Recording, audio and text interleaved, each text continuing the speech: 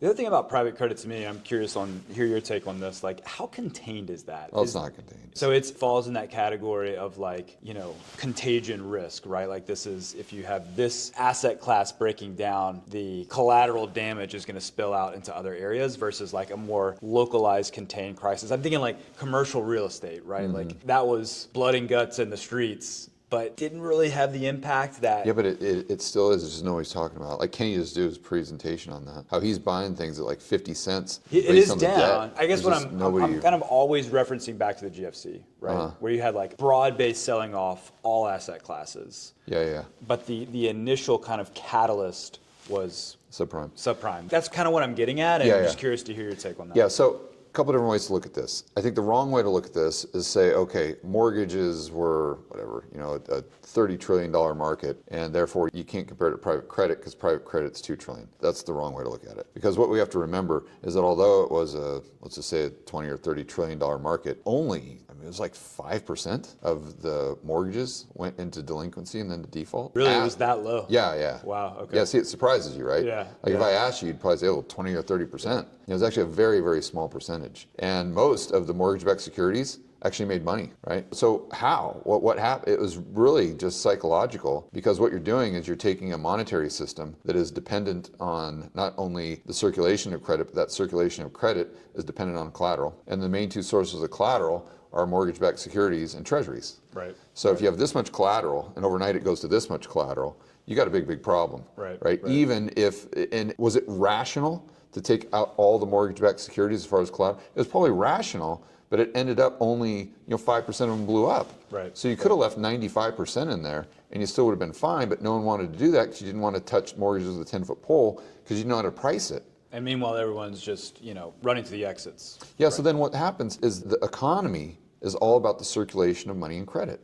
So if you have a big scare like that, even if it's just all psychological, it doesn't matter. The net result's still the same. Right. And that if you have a frozen monetary system, the plumbing freezes, there's no circulation of money and credit, and everybody blows up because there's no liquidity. And it was just a result of the psychological process that was triggered by, let's just say 5% of the mortgages blowing up. So my point there is it doesn't really matter the size of the 2 trillion, private credit 20 trillion. It's if the psychological impact is the same, the result will be the same. And so what do you think? Do you think private credit has the potential to have that same psychological impact? I think it does. I think it definitely has the potential because you get a feedback loop, right? And people talk about private credit and software, but they didn't just invest in software. I talked to Kenny, and I'm like, where are all these guys getting the money to build at $350 a square foot when they really shouldn't have been building at anything over $250 a square foot? It's like they got it all from private credit.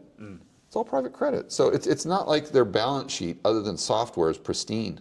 Right. Like they've got subprime auto on their balance sheet. Yeah. They got software on their balance sheet. They got multifamily on their balance sheet that's having to be sold for 50 cents on the dollar. And we haven't even seen that surface. The only reason you know that is because I talk to guys in the trenches like Kenny, a big multifamily guy that runs $3 billion in multifamily. And you talk to guys with boots on the ground and they sit there and tell you a much, much different story than you're hearing in the mainstream media, or those private credit guys that go on CNBC would lead you to believe. Sure. They're always like, nothing to see here, nothing to see here. And then they're like, we're valuing the assets on our balance sheet at 98 cents on the dollar. And you're like, according to whom? Right. And you're like, us, our own models. Yeah. Well, and they say, well, look, we just took this loan and we just sold it at 98 cents on the dollar. Like, really? Who's the buyer? We're like, it's a subsidiary of ours.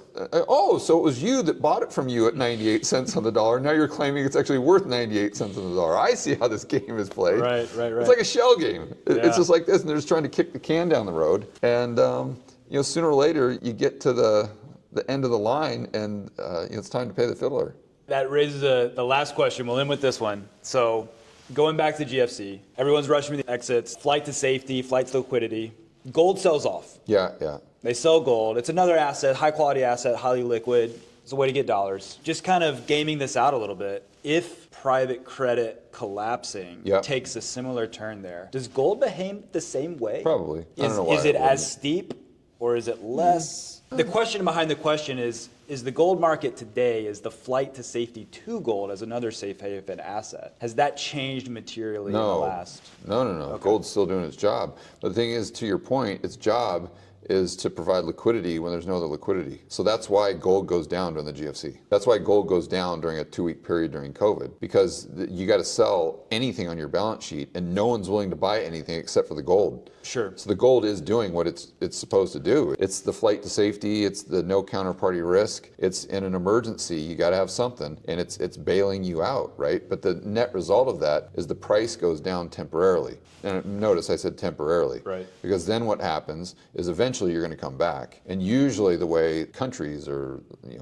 governments come back is just through a Keynesian approach of Stimulate into just massive fiscal and all this nonsense. And then you look back at gold, and that's usually when it rips. I mean, I can't remember when gold tanked in 2008. I think it was probably after Bear Stearns or something like that. In the summer, it goes down. But then you look at it from December of 2008 to like the middle of 2011, it just ripped. I mean, it just went absolutely parabolic. Within 6 months, it was already back in an uptrend. Pretty sure. Like, and then it actually turned into a bubble. Right. And it ran really hot for a while, right? Yeah. But I would expect the exact same thing to happen. If you have a blow up in private credit that takes gold down with it. Like a similar V kind of shape. Yeah. So we're at 45 today. Figure it goes down to let's call it 38. Okay. But then a year later, you're at 7,500. Okay. Well, that's a good as place as any to end. Yeah. So I really appreciate you taking the time with us, George. Yeah, thanks for Thank having you me. so much.